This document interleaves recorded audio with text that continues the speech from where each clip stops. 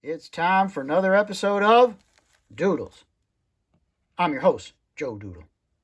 I'd like to share with you part of an old speech by Ronald Reagan. It's one of his first big political speeches.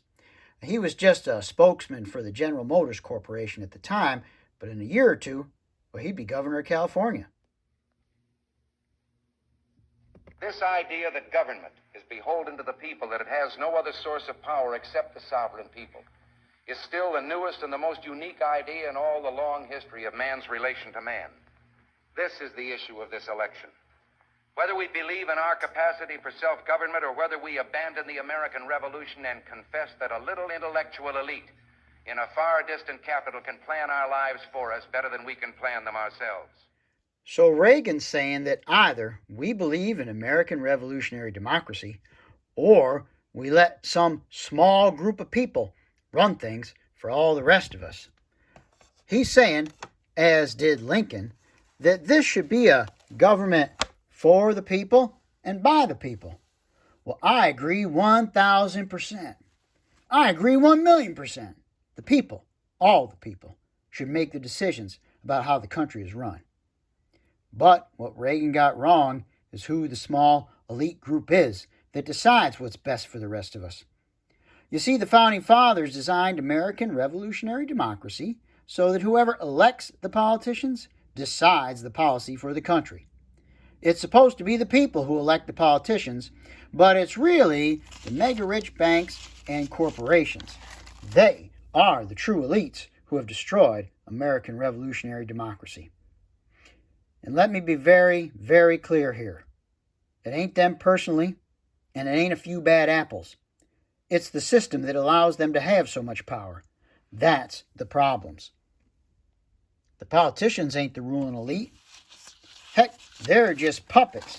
And the true elites pull their strings with the money they donate to their campaigns, the lobbyists they pay to write the laws, and the perks they offer the politicians when they leave government.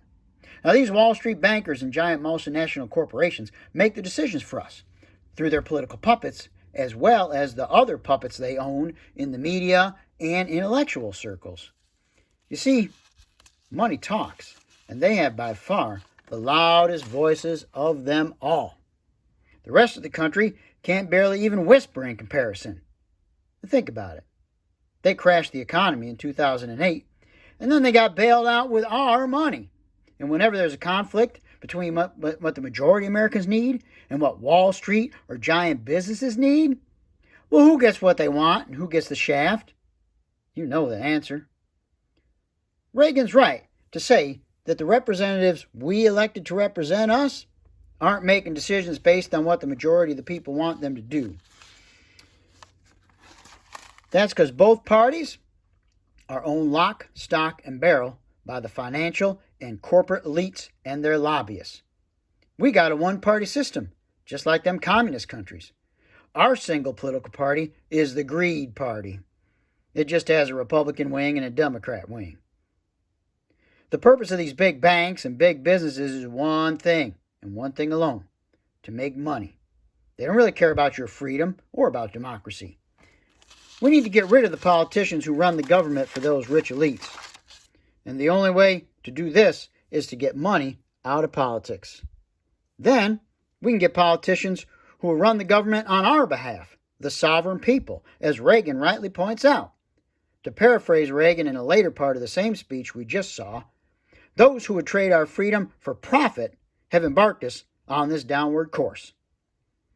Well, as always, I might be wrong, but based on current facts, that's what I think. Well, anyways, discuss amongst yourselves. See you later.